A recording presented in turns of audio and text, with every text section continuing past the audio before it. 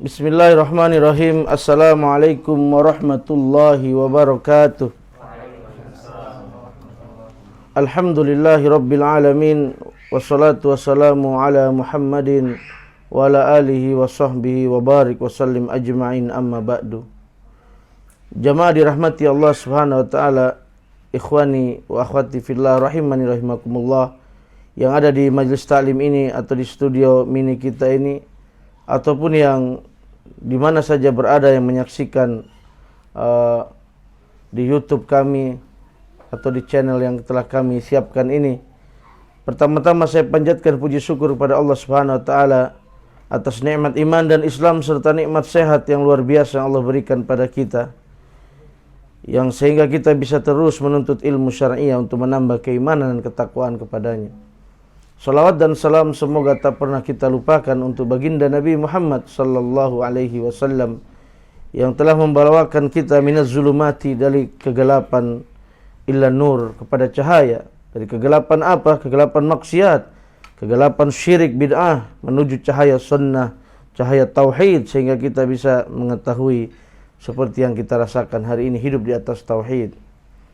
Baik, kita akan lanjutkan pembahasan kitab Ushul Thalatha karya Syekh Muhammad bin Abdul Wahhab, yang kali ini pembahasan ini ya di landasan yang ketiga atau landasan terakhir daripada Ushul Thalatha. Tiga yang pokok. Yang pertama mengenal Allah, mengenal ad-dinul Islam, dan mengenal Nabi.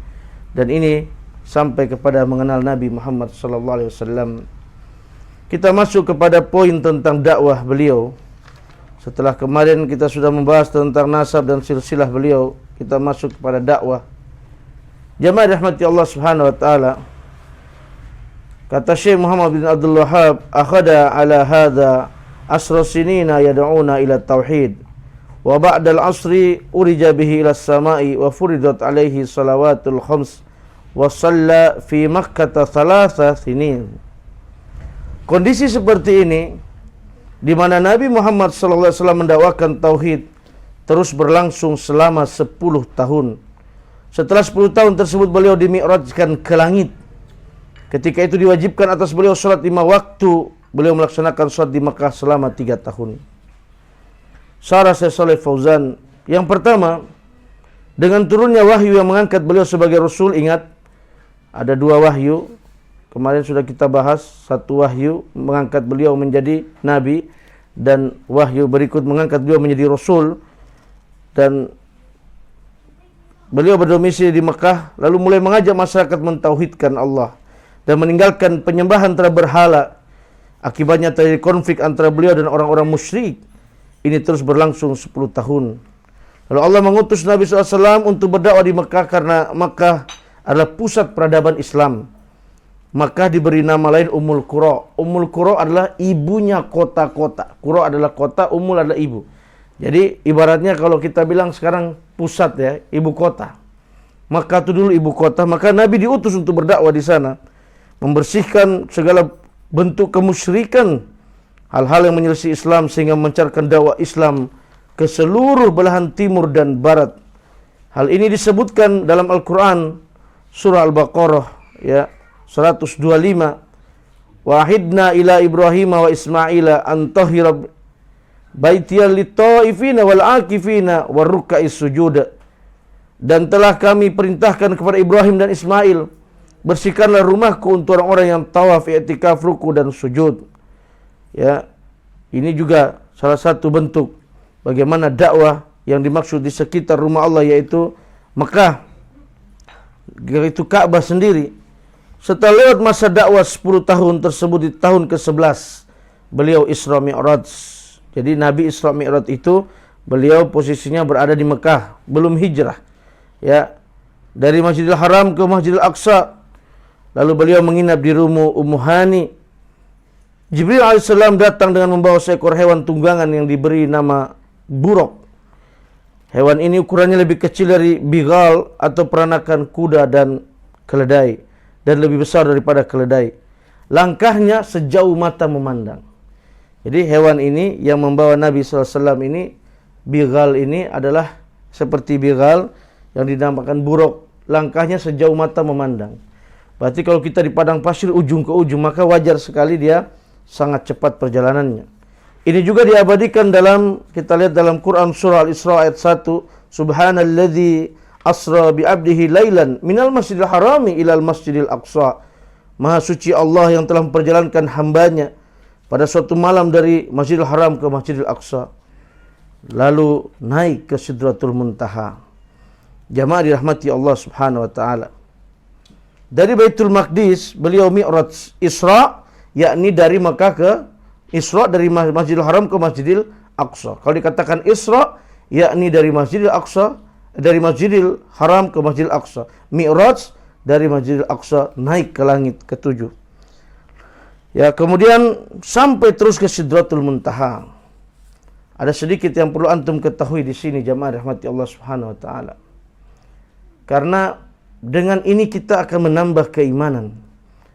Disebutkan dalam sebuah hadis, ya, yang diriwayatkan oleh Imam Muslim, ya, dan hadis lainnya yang menunjukkan tentang keberadaan langit pertama, kedua, ketiga, keempat, kelima, keenam, dan ketujuh.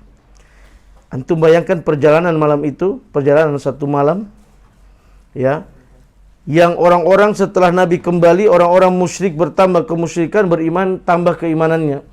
Dan orang yang paling langsung percaya bahwa Nabi Abi Isra Mi'raj adalah Abu Bakar As-Siddiq, sehingga beliau digelari As-Siddiq. Ya. Nabi Mi'raj ke langit bersama siapa? Ditemani malaikat Jibril bersama kendaraan buruk. Agar antum tahu, dalam hadis yang diriwayatkan Imam Muslim tersebut nomor 162, langit satu dengan langit yang lain jaraknya 500 tahun perjalanan. Ya, wajar kalau orang-orang musyrikin saat itu mereka mengatakan kami 1 bulan ke Aqsa, kita ke Palestina 1 bulan, pulang 1 bulan, 2 bulan. Ini Muhammad mengatakan 1 malam. Mereka tidak percaya karena mereka menggunakan akal.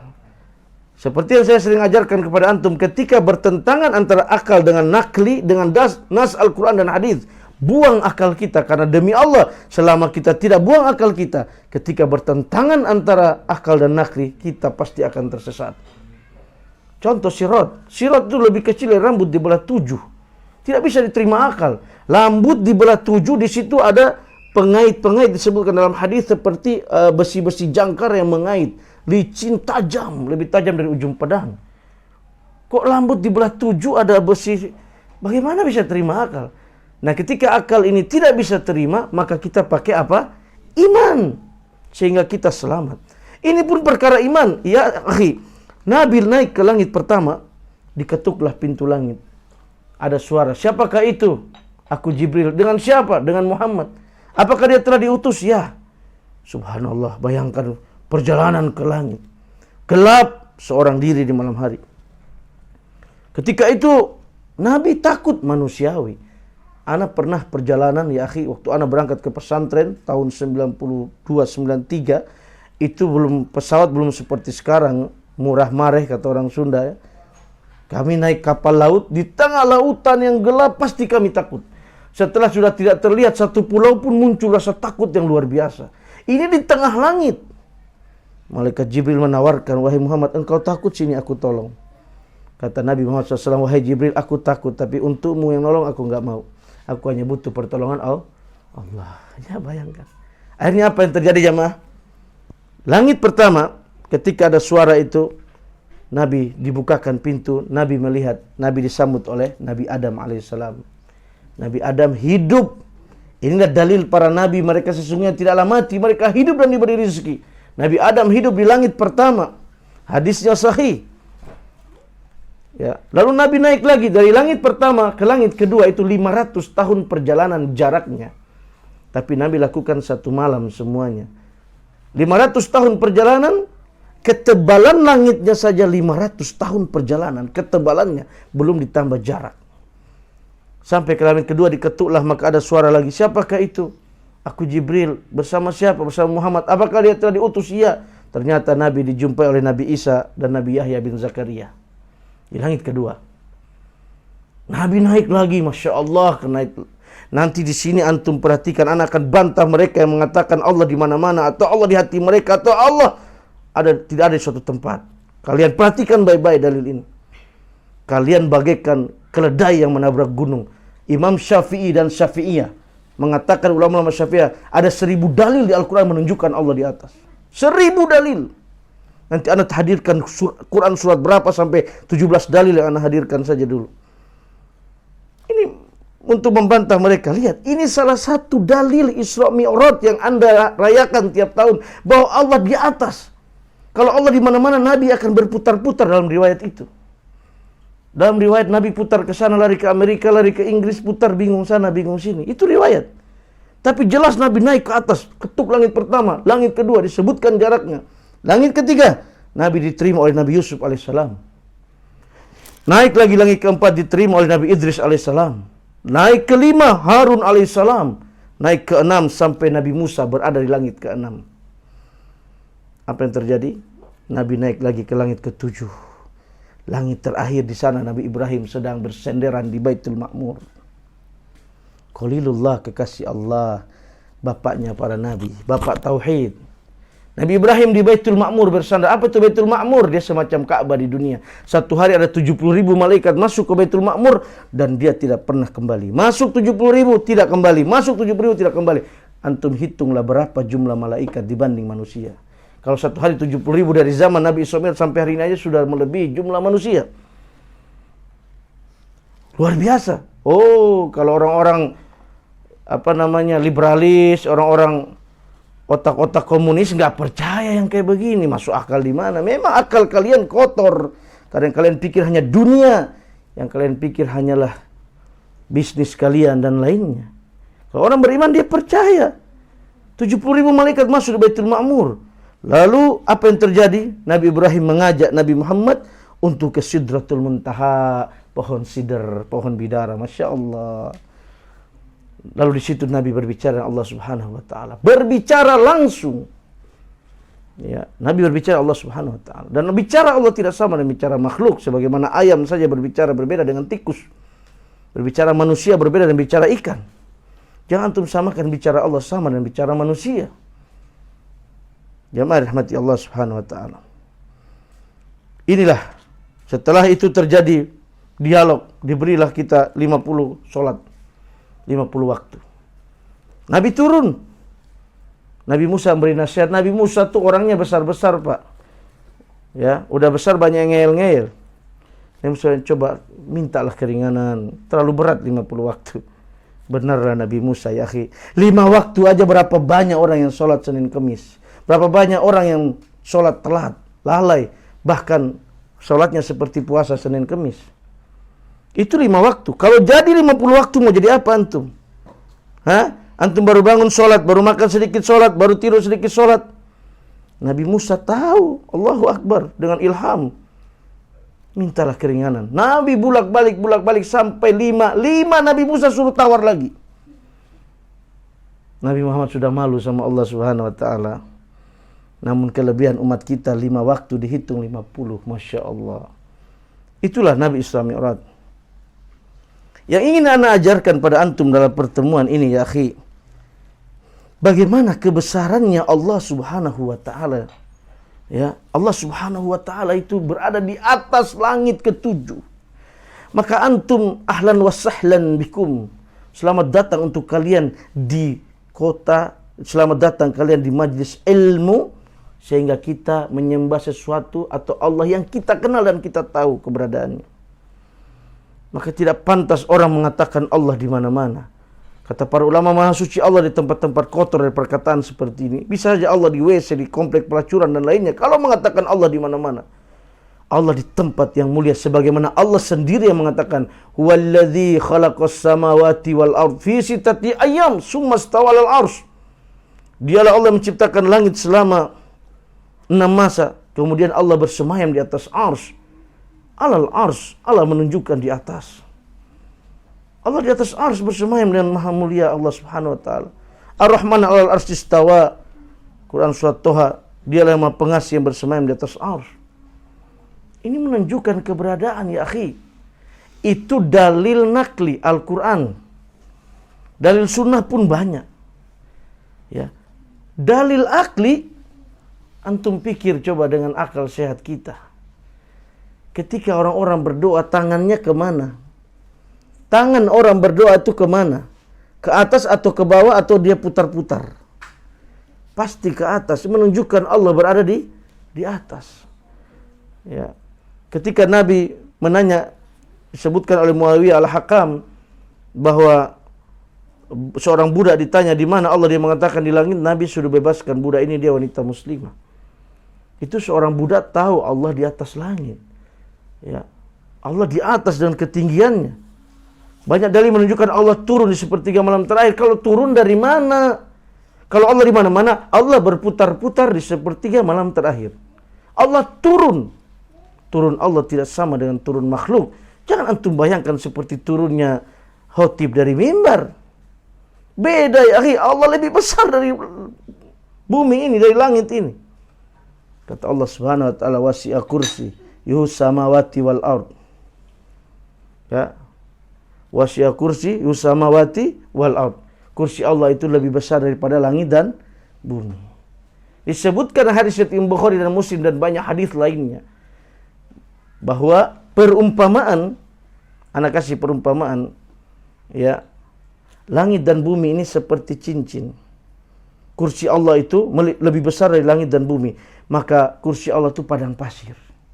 Lemparlah cincin di padang pasir, itulah kursi Allah. Lebih besar tidak? Arsy Allah, maka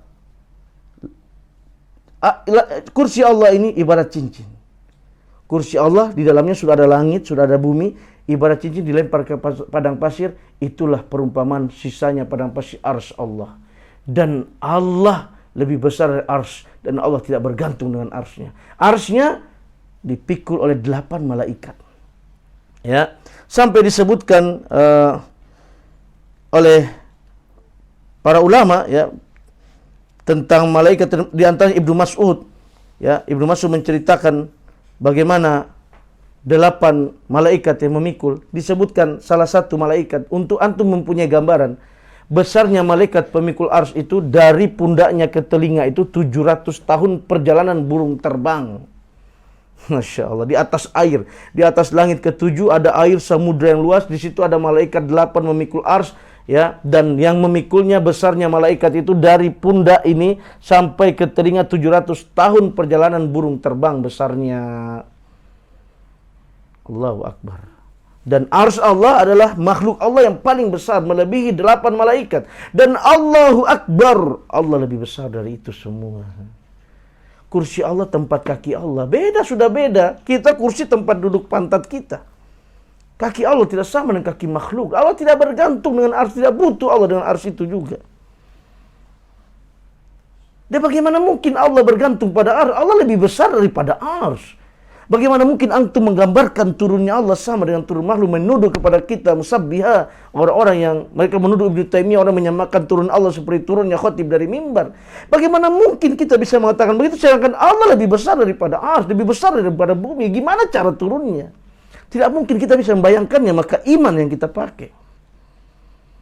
Maka kata Imam Malik, ya, bahwa Allah di arsy sudah maklum, diketahui. Adapun bertanya kaifiyah, bagaimana cara Allah bersemayam, itu pertanyaannya bid'ah. Usir orang itu dari majlis ini ketika bertanya bagaimana cara Allah bersemayam, bersila di arsy.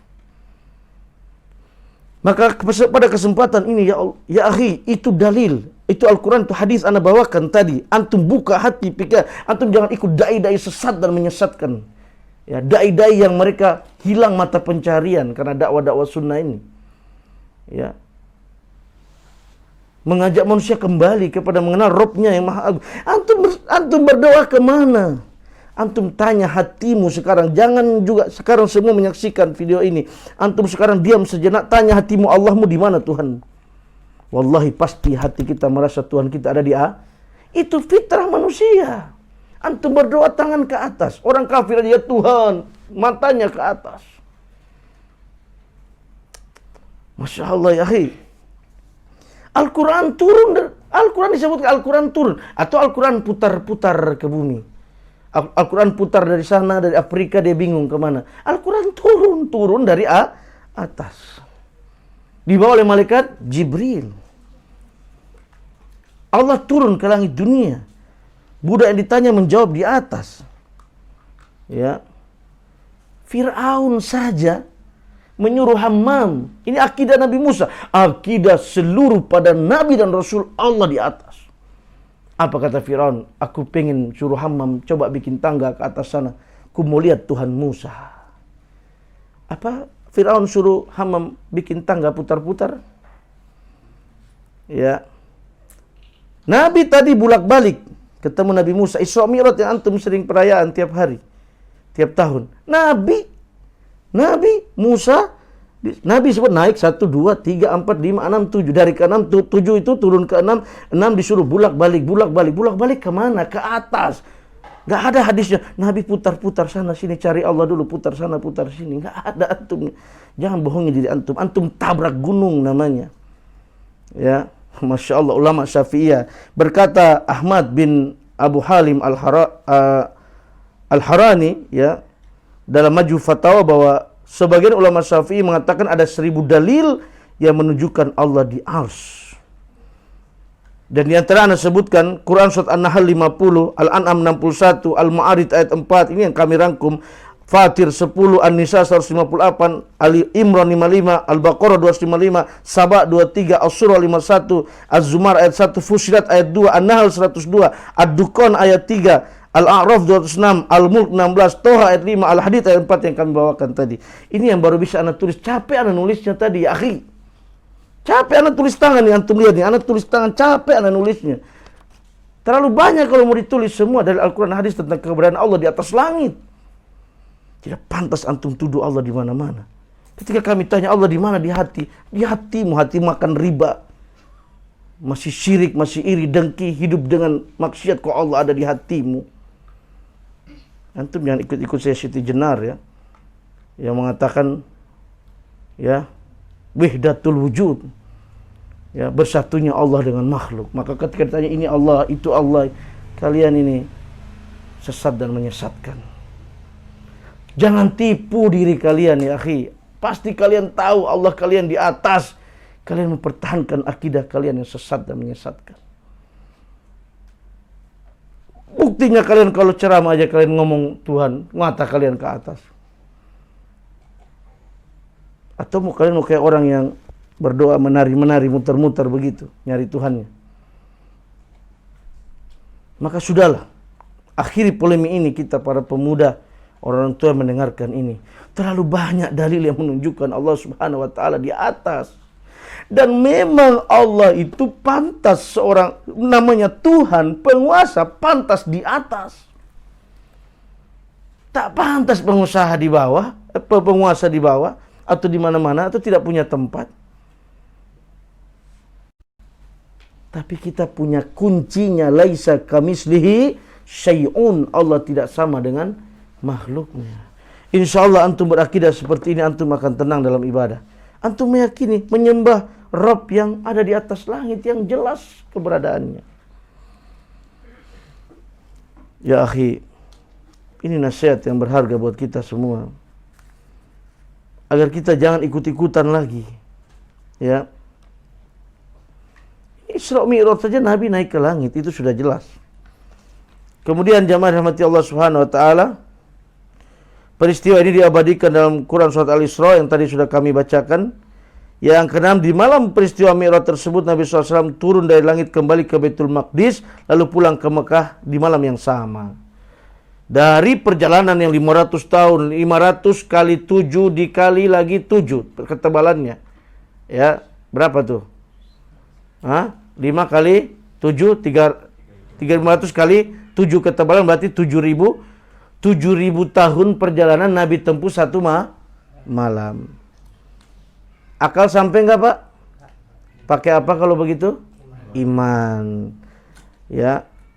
Nabi kembali lalu pulang ke Mekah. Esok beliau memberitahukan kepada manusia apa yang terjadi semalam. Orang-orang mukmin bertambah keimanan, orang musyrik semakin tambah kejahatan mereka, mengejek-ngejek. Kami biasa 1 bulan perjalanan pergi, pulangnya 1 bulan. Ya. Di antara yang beriman Isra Mi'raj Nabi adalah Abu Bakar As-Siddiq. Bahkan ketika beliau ditanya, andaikan Nabi Muhammad mengatakan yang lebih dari itu, aku pasti akan percaya. Luar biasa Abu Bakar ya akhi. Ya. Isra Mi'raj terjadi bukan karena sebab kemampuan Nabi, melainkan kuasa Allah Subhanahu wa taala. Ini perlu kita tanamkan dulu. Mukjizat Nabi salah satunya Isra Mi'raj. Tapi anehnya Nabi tidak pernah merayakan Isra Mi'raj. Gak pernah, itu aneh bagi ana. Ajib. Ya. Yang kedelapan, harus diyakini bahwa Isra Mi'raj terjadi pada diri Nabi, baik ruh maupun jasadnya, dan dalam keadaan terjaga, bukan mimpi seperti yang mereka sangkakan orang-orang itu. Nabi mimpi cenah Isra Mi'raj, tidak. Dalilnya apa? Subhanalladzi asra bi abdihi, maksudnya Allah memperjalankan hambanya. Berarti di sini menunjukkan hamba, yakni secara ruh dan jasad. Dan jelas Nabi bertemu dengan para nabi yang tadi telah kami sebutkan. Setelah menerima kewajiban 5 waktu dari peristiwa Isra Mi'raj, Nabi SAW melaksanakan dua rakaat. Ya, 2 rakaat. Setelah hijrah ke Madinah, beliau mengerjakan sholat zuhur, asar, dan isya masing-masing 4 rakaat. Sedangkan sholat subuh tetap 2 rakaat karena bacaan yang panjang. Adapun sholat maghrib sejak awal diwajibkan memang 3 rakaat karena sholat maghrib adalah witirnya sholat siang. Maghrib witirnya sholat siang. Ya, ganjilnya ya. Nabi mengatakan sholat itu dikerjakan 2 rakaat ketika pertama diwajibkan, dan tetap demikian ketika safar, dan disempurnakan 4 rakaat saat mukim. Yang terakhir dari pembahasan tentang dakwah beliau ini, ya, yakni para ulama bersepakat bahwa sholat diwajibkan sejak di Mekah. Namun mereka berselisih pendapat dalam masalah waktu penetapannya.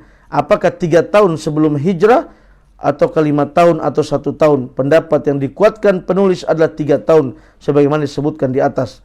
Beliau melaksanakan sholat di Mekah selama 3 tahun. Setelah itu beliau diperintahkan oleh Allah untuk berhijrah ke kota Madinah. Ini jamaah rahmati Allah Subhanahu wa taala. Ya. Di sini antum sudah punya gambaran ya. Ketika kita ihsan, anta budullaha ka'annaka tarahu, fa illam takun tarahu fa innahu yaraka. Engkau beribadah seolah engkau melihat Allah. Jika engkau tidak melihat Allah, maka Allah melihatmu. Allahu Akbar. Ketika kita mengatakan Allah Maha Besar, Allah Maha Besar secara zat, Allah Maha Besar secara sifat, yang lain kecil. Jelas menyembah yang ada di atas langit ketujuh, di atas arsy. Itu jelas sesuai fitrah. Ketimbang antum tidak mengenal di mana Tuhanmu. Ya. Coba bayangkan. Jangan-jangan antum mau ikut-ikut orang Syiah tuh. Kata Syekh Amelia waktu itu, Tuhan kita beda dengan Tuhan yang disembah oleh Muhammad. Ya. Kalau Allah kita yang di atas arsy. Ya. Kita nggak kenal tuh yang Tuhan di mana-mana, Tuhan mana itu. Kita nggak kenal. Ini akidah. Harus kita pahami dan kita dalami dengan benar ya akhi. Ya. Jangan sampai ini merusak pemikiran kita. Maka antum lihat orang-orang yang menyembah, yang mengetahui tentang Tuhannya, keberadaannya dengan jelas. Mereka di atas basirah, di atas ilmu, di atas ketenangan hati dan jiwa. Terpancar di wajah-wajah mereka cahaya. Ma'rifatullah yang dimaksud, mengenal Allah yang dimaksud itu mengenal tentang keberadaan Allah Subhanahu wa taala, bukan sudah lihat, ngobrol. Ada salah satu tarekat dulu, bapak kami bercerita bahwa orang semua sholat, syekhnya terjadi di Kupang NTT. Orangnya semua sholat, syekhnya nggak sholat. Terus habis sholat syekhnya bilang, tadi Allah baru datang bilang pindah kita ke timur-timur. Waduh, mantap betul. Allah baru datang bilang kita pindah ke timur-timur. Allah datang ngomong sama dia. Allahu Akbar. Ya Rabbi. Bahaya akidah-akidah kayak gini ya akhi. Ya. Allah Subhanahu wa taala tabir melihat Allah itu nanti, yaitu hari kiamat. Tidak akan mungkin kita melihat Allah semasa kita di dunia ini ya akhi. Tabirnya nanti setelah hari kiamat. Orang-orang pilihan itu pun yang melihat wajah Allah Subhanahu wa taala. Maka antum pelajari tentang ini. Inilah akidah, inilah inti Dari usul salasa ini ada rukun Islam, rukun iman, rukun ihsan. Rukun iman kita bicara beriman kepada Allah, beriman kepada malaikat, beriman kepada kitab, kepada para nabi, pada hari kiamat, iman pada takdir baik dan buruk. Tentang hari kiamat kita tahu tentang bagaimana perjalanan ruh, bagaimana ketika ruh dibangkitkan, bagaimana kita berada di padang mahsyar, bagaimana di mizan, bagaimana kita di sirat, bagaimana surga dan neraka, bagaimana panasnya api neraka. Ada semua jelas tertulis. Ini yang dimaksud ma'rifatullah, mengenal Allah dengan ilmu. Bukan jalan pintas yang antum ambil. Banyak jalan pintas, ikut saja zikir-zikir, insya Allah masuk surga. Kan baik, masih makan bunga bang juga. Masih riba, nggak nutup orang, nggak apa-apa, yang penting zikir weh. Enak betul antum ya. Nabi sampai bengkak-bengkak, Umar bin Khattab sampai ada garis hitam karena menangis takut pada Allah. Itu pun Umar ketika ketemu Wais Al-Qarni, Nabi sudah menyebutkan. Waktu Uhud bergerak, wahai Uhud, diam kau, tahukah engkau ada seorang Rasul, seorang As-Siddiq itu Abu Bakar dan 2 syuhada, ada Umar dan Uthman. Sudah jelas menyebutkan keberadaan Umar di surga. Umar masih tetap ketika bertemu dengan Wais Al-Qarni, orang yang punya doa yang sangat mustajab. Umar, wahai Wais, minta kepada Allah agar mengampuni aku. Allahu Akbar. Kalian enak betul hanya mau zikir-zikir kayak gitu, lalu kalian bilang balasannya surga nanti. Tinggal kalian infak di majelis kalian lalu masuk surga begitu saja. Ya akhi, jalankan syariat ini dengan benar. Ya, jalankan dengan benar. Ikuti perintah Allah dan Rasulnya, sehingga kita akan selamat. Di dunia ini tidak lama lagi kita hidup ya akhi. Ana dan antum nih wallahi tinggal menunggu saja. Nunggu waktu sholat, nunggu waktu mati. Jangan-jangan besok ana mati duluan atau antum mati duluan malam ini. Atau antum lagi dengar kajian mati, alhamdulillah mati dalam keadaan baik. Ya. Antum buka nanti YouTube ana tuh, nanti ana kirim besok. Antum buka, rajulun mata ala ma'asya alaih, kata Imam Ibnu Hajar Al-Haytami, bukan Ibnu Hajar Al-Asqalani. Rajulun mata ala ma'asya alaih, seseorang mati di atas kebiasaannya. Antum perhatikan baik-baik. Wallahi ini sudah menjadi kenyataan dan kita sering menyaksikan dan melihat dengan mata. Antum pernah buka YouTube, ada orang joget-joget jatuh langsung mati. Dan memang sejarahnya tiap hari ada dangdut sana ikut, ada dangdutan sini ikut, akhirnya matinya begitu. Saya punya beberapa teman yang mati keluar dari masjid. Atau mau berangkat masjid, ada yang baru azan. Seharian dia yang azan, lalu dia mati di waktu Isya. Seseorang mati di atas kebiasaannya. Antum suka azan, antum suka ke masjid, ya, suka baca Quran, gak lepas dari mati mau ke masjid, mati mau pulang dari masjid, mati mau baca Quran, mati akan baca Quran, gak akan jauh dari itu. Ya. Kalau antum mancing terus sholat kagak, mati mau mancing, pulang mancing, ketika mancing dipatok ikan beracun, gak jauh dari itu.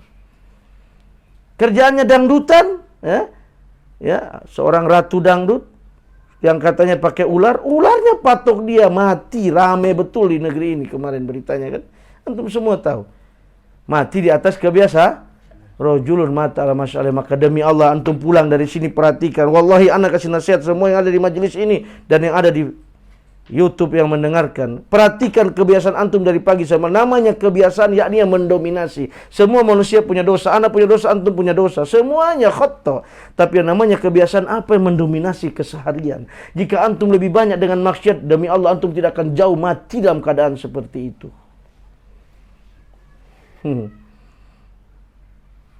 Jangan main-main akhi. Ya, kematian ini begitu cepat sekarang mengintai. Antum gak mati karena corona, antum mati karena kontainer. Ya, benar, anak gak bohong. Kematian selalu mengintai setiap waktu dan keadaan. Ya. Maka perhatikan amal apa yang kita lakukan setiap hari. Mari kita bertobat kembali pada Allah. Ya. Kita masih selamat. Kita ini di antara sisa-sisa korban corona yang masih hidup. Berarti Allah masih panjangkan umur antum. Ana sering menasihati teman yang baru hijrah. Saya bilang, antum bayangkan betapa kasih sayangnya Allah sama antum. Kok bisa Ustaz? Iya, antum hijrah. Ana dulu dunia hitam Ustaz, begini, begitu, begini, begitu. Coba antum bayangkan kalau antum mati dalam keadaan itu. Allah sudah sayang sama antum, suruh antum hijrah, jangan antum sia-siakan itu. Hijrah, nuntut ilmu. Ya, karena ilmu akan menumbuhkan rasa takut kepada Allah. Innama yakhshallahu min ibadihil ulama. Sesungguhnya orang yang takut kepada Allah min ibadihi dari hamba-hamba ulama, orang yang punya ilmu. Ketika kita tahu tentang bahayanya, tentang sakitnya ruh, seperti digergaji, begitu dicabutnya ruh, kita tahu tentang itu. Kita tahu tentang sempitnya kubur, himpitan kubur, bagaimana gelapnya kubur, kita ditinggalkan sendirian. Dan itu bukan akhir segalanya, awal dari kehidupan panjang. Maka orang akan takut. Lah kalau nggak tahu tentang itu juga nggak tahu. Yang tahunya telah beristirahat ke tempat persalinan terakhir si fulan min fulan. Enak betul istirahat. Istirahat bagi orang beriman. Paham antum? Kalau aurat masih terbuka ke sana kemari, mati aurat terbuka wanita, ya. Lalu bilang istirahat, enak betul antum. Ya. Mati bukan istirahat. Kecuali orang beriman, masya Allah, bukannya istirahat lagi, mendapatkan nikmat kubur.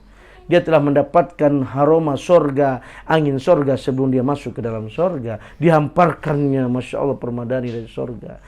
Diluaskan kuburannya, sejauh mata memandang, diterangi, masya Allah.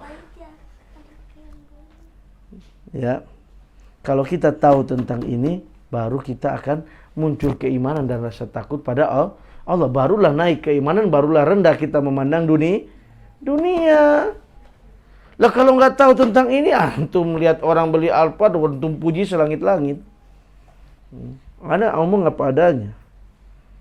Ya, antum jangan terlalu silau dengan orang yang kaya raya, yang miliarder. Coba hitung utangnya sama, jangan-jangan punya harta 7 miliar, utangnya 8 miliar. Berarti antum lebih kaya dari dia. Ya. Ini dunia ya akhi. Ya, ana dan antum tinggal menunggu waktu kematian.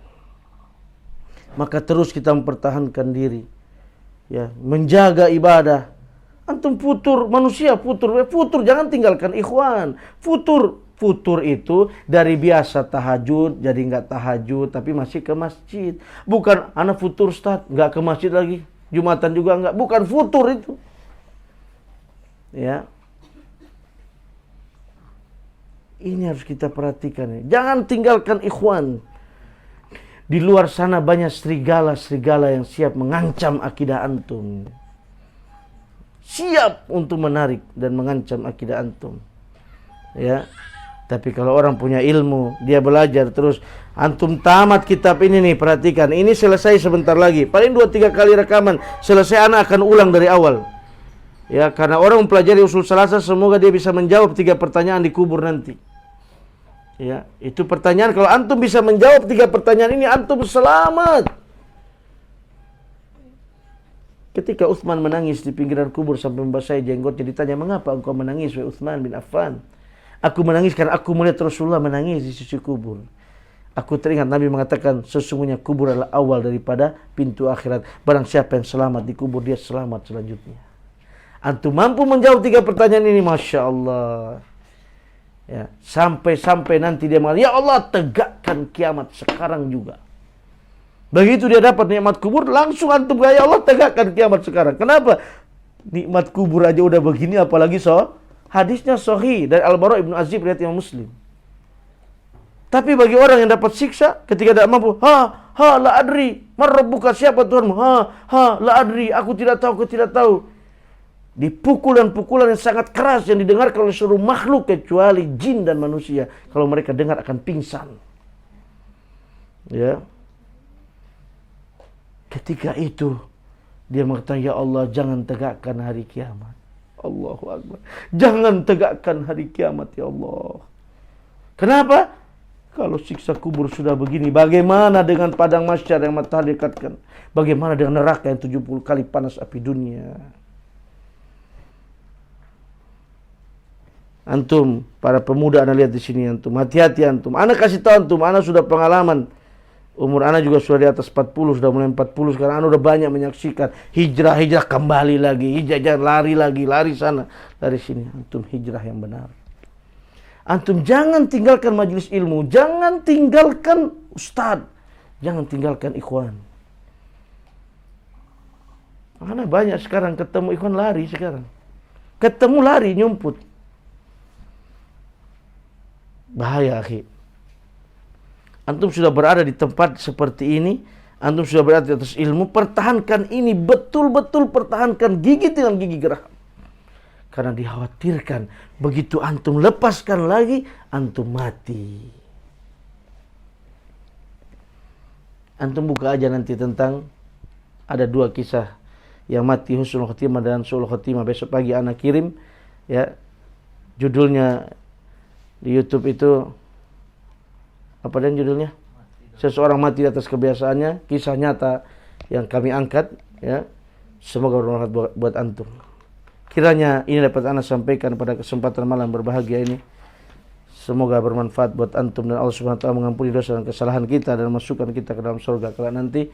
Kita tutup dengan doa kafaratul majlis. Subhanakallah bihamdik, asyhadu an la ilaha illa anta, astaghfiruka wa atubu ilaik. Wassalamualaikum warahmatullahi wabarakatuh.